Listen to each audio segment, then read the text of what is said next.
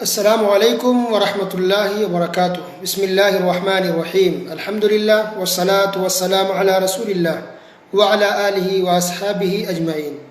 محترم سامعین کرام، آپ سن رہے ہیں قبر کا بیان اور اس کی نعمتیں، پارٹ نمبر 5۔ کل کے درس میں آپ نے سنا کہ قبر سے متعلق اگر تمام حدیثوں کو جمع کیا جائے اور تمام حدیثوں پر نظر ڈالی جائے تو پتہ چلتا ہے کہ قبر کے اندر فرشتے میت سے ٹوٹل 5 سوالات کریں گے یا 5 سوالات کرتے ہیں۔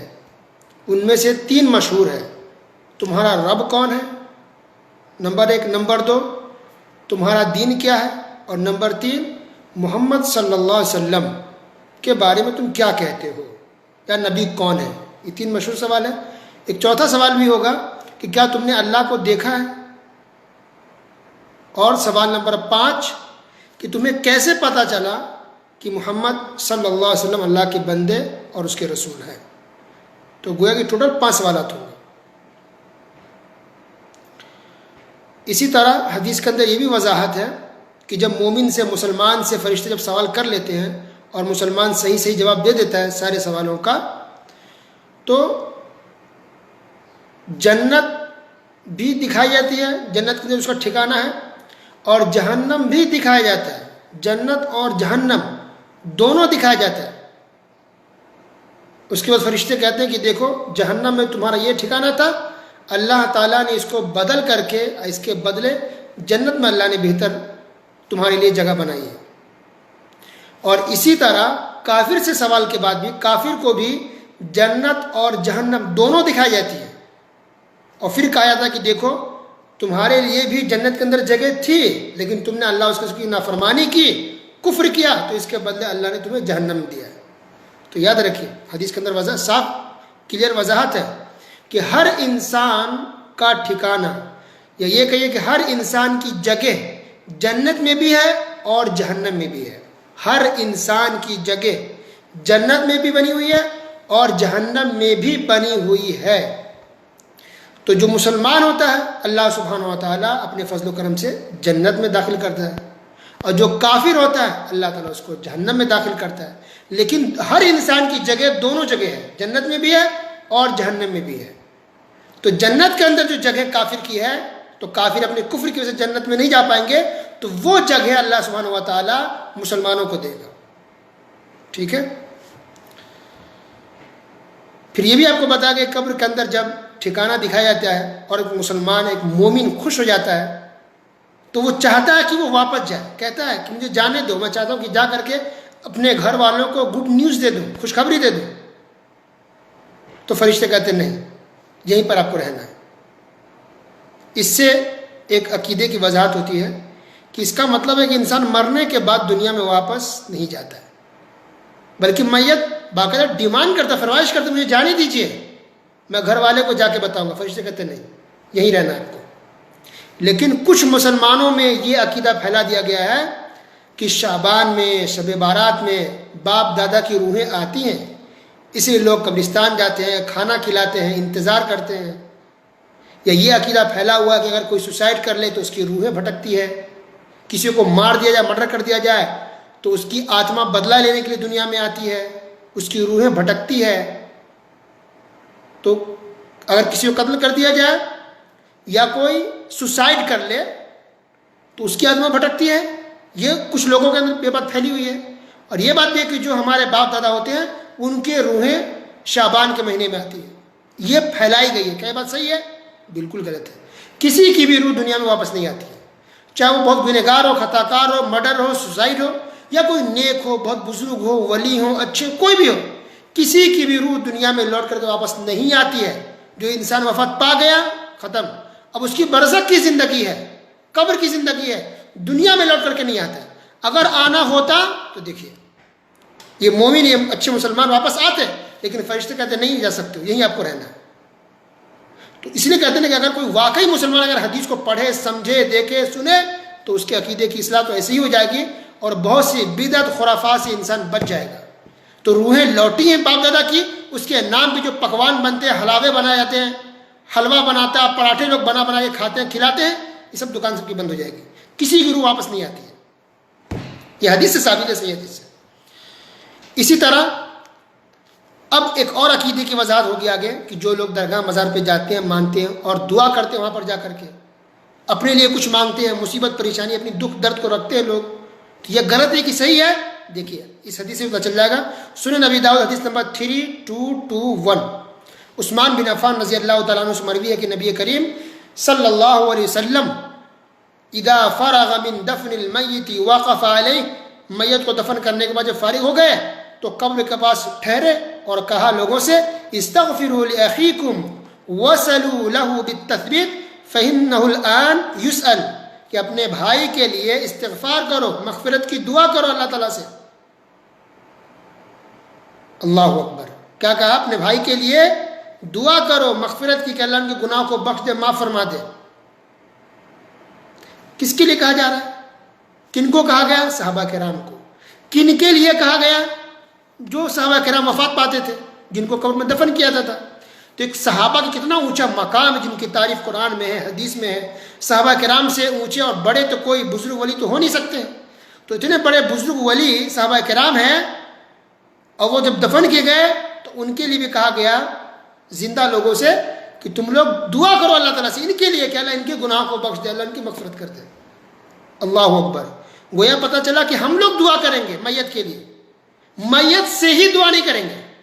تو جو لوگ درگاہ مزار پہ جاتے ہیں اور ان سے ہی مانگنا شروع کر دیتے ہیں، کتنا غلط کرتے ہیں۔ اگرچہ بزرگوں میں چلیے ولی ہیں، اللہ کے پہنچے ہوئے ہستی ہیں، لیکن یہ غلط ہے۔ یہ ہم دعا کریں گے ان کے لیے، اللہ سے دعا کریں گے، ان سے نہیں۔ کس سے پتہ چل رہا ہے؟ یہ حدیث سے پتہ چل رہا ہے۔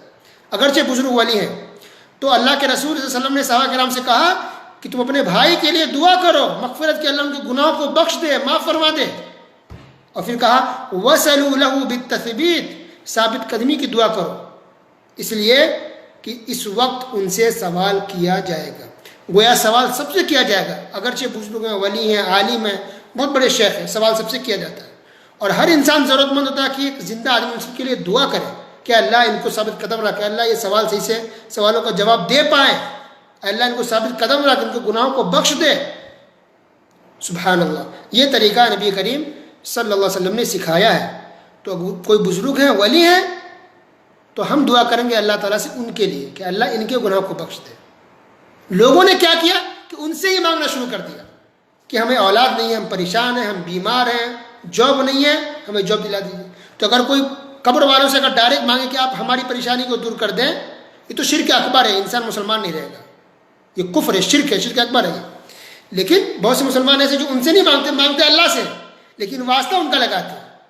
تو درگاہ پہ جاتے ہیں، مانگتے اللہ سے، لیکن کہتے ہیں ان کے واسطے سے، تب بھی غلط ہے، تب بھی غلط ہے، کیونکہ یہ نہ قرآن میں ہے نہ حدیث میں، کہیں بھی یہ طریقہ نہیں سکھایا گیا کہ انسان قبر کے پاس بزرگوں اولیاء قبر کے پاس جا کر دعا مانگے گا تو ان کی دعا زیادہ قبول ہوگی، اللہ زیادہ قبول کرے گا۔ یہ بات نہ قرآن میں ہے نہ حدیث میں، یہ لوگوں نے پھیلا دیا۔ ٹھیک ہے، اب اگلی حدیث سنیے۔ یہ حدیث مسند امام احمد کے اندر ہے، حدیث نمبر 3330۔ عائشہ رضی اللہ تعالیٰ عنہ فرماتی ہیں کہ نبی کریم صلی اللہ علیہ وسلم نے ارشاد فرمایا ان للقبر ضغطۃ، کہ قبر میت کو زور سے دباتی ہے، دبوچتی ہے، قبر میت کو دبوچتی ہے، دباتی ہے۔ لو نجا منها احد لنجا منها سعد بن معاذ، اگر کوئی انسان بچ پاتا قبر کے اس دبانے سے، دبوچنے سے، تو وہ سعد بن معاذ ہوتے ہیں۔ اللہ اکبر، گویا کوئی بھی نہیں بچتا، ہر انسان کو قبر دباتی ہے، دبوچتی ہے۔ ٹھیک ہے، ایک دوسری حدیث ہے، یہ سنن نسائی کے اندر ہے، حدیث نمبر 2055۔ عبداللہ بن عمر رضی اللہ عنہما اس حدیث کے راوی ہیں کہ نبی کریم صلی اللہ علیہ وسلم نے ارشاد فرمایا هذا الذي تحرك له العرش وفتحت له ابواب السماء، کہ یہ سعد بن معاذ رضی اللہ تعالیٰ عنہ کی وفات پر نبی کریم صلی اللہ علیہ وسلم نے فرمایا کہ سعد بن معاذ کی وفات پر عرش بھی ہل گیا اور ان کی روح کے لیے آسمان کے دروازے کھول دیے گئے۔ وَشَهِدَهُ 70,000 مِنَ الْمَلَائِكَةِ، اور ان کے جنازے میں 70,000 فرشتے حاضر ہوئے۔ اللہ اکبر. لقد ضم ضمة ثم فرج عنه. اس کے باوجود بھی ان کو بھی قبر کے اندر دبایا گیا پھر ان کو چھوڑ دیا گیا. لقد ضم ضمة ثم فرج عنه. اتنی بڑی فضیلت کہ 70,000 فرشتے آسمان سے آئے, جنازہ میں شریک ہوئے, عرش بھی ہل گیا, لیکن اس کے باوجود بھی قبر نے ان کو بھی دبوچا, دبایا. کیا پتہ چلا اس سے؟ یعنی رسول اکرم صلی اللہ علیہ وسلم یہ بتانا چاہ رہا ہے کہ کتنا بڑا انسان نیک ہو جائے لیکن قبر ہر ایک کو دباتی ہے, دبوچتی ہے, پھر چھوڑ دیتی ہے. لیکن گنہگار ہوگا تو اس کو اور دبائے گی اور اس کو عذاب ہوگا, لیکن نیک ہے تو اس کو عذاب نہیں ہوتا ہے, اللہ تعالیٰ چھوڑ دیتا ہے. لیکن جو دبانے کا جو معاملہ ہے, دبوچنے کا, کہ قبر دباتی ہے, یہ ہر ایک کو دباتی ہے. ٹھیک ہے, تو عذاب ہونا ایک الگ چیز ہے. تو ان کو عذاب نہیں ہوا, بس قبر نے دبایا. یہ ایک معاملہ, دبانے والا معاملہ ہر ایک انسان کے ساتھ ہوتا ہے. لیکن گنہگار انسان ہوتا ہے تو پھر اس کو عذاب ہوتا ہے. کافر ہے تو اس کو عذاب ہی عذاب ہے. لیکن ایک انسان مومن ہے, اچھا مسلمان ہے, تو دبا کے قبر اس کو چھوڑ دیتی ہے اور سکون سے انسان رہتا ہے. ایک اور حدیث ہے جو امام طبرانی کتاب معجم الکبیر کے اندر, حدیث نمبر 3858, ابو ایوب انصاری رضی اللہ تعالیٰ عنہ نے کہا کہ ایک بچے کو دفن کیا گیا تو رسول اکرم صلی اللہ علیہ وسلم نے فرمایا لو افلت احد من ضمة القبر لافلت هذا الصبي, کہ اگر کوئی انسان قبر کے دبانے سے, قبر کے دبوچنے سے اگر کوئی انسان بچ پاتا تو یہ بچہ بچ جاتا. کیا مطلب؟ کہ ایک چھوٹا سا بچہ ہے, ایک بچے سے کیا غلطی ہوتی ہے, کوئی گناہ نہیں, اس نے کوئی گناہ نہیں کیا, کوئی خطا نہیں, لیکن پھر بھی قبر بچے کو بھی دباتی ہے. تو یہ قبر جو ایک میت کو جو دباتی ہے, قبر جو دبوچتی ہے, ایک بار دباتی ہے, یہ معاملہ سب کے ساتھ ہوتا ہے, کوئی انسان بچ نہیں سکتا اس سے. ٹھیک ہے, چاہے بزرگ والی کیوں نہیں ہو. پھر یہ سمجھ جائیے کہ جب سعد بن معاذ رضی اللہ عنہ صحابی ہیں, اللہ اکبر, اتنا اونچا مقام و مرتبہ ہے, اور رسول اکرم صلی اللہ علیہ وسلم نے کہا کہ قبر نے ان کو بھی دبایا.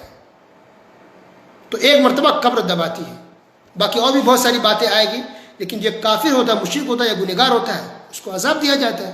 ایک مومن ہے تو اس کو عذاب نہیں ملتا ہے, وہ آرام سے ہوتا ہے. لیکن یہ دبانے والا معاملہ ایک مرتبہ یہ سب کے ساتھ ہوتا ہے. ٹھیک ہے, آج کے لیے بس اتنا ہی, باقی باتیں انشاءاللہ اگلے درسوں میں سنیں گے. وصلی اللہ علی نبینا محمد وعلی آلہ وصحبہ اجمعین. والسلام علیکم ورحمۃ اللہ وبرکاتہ.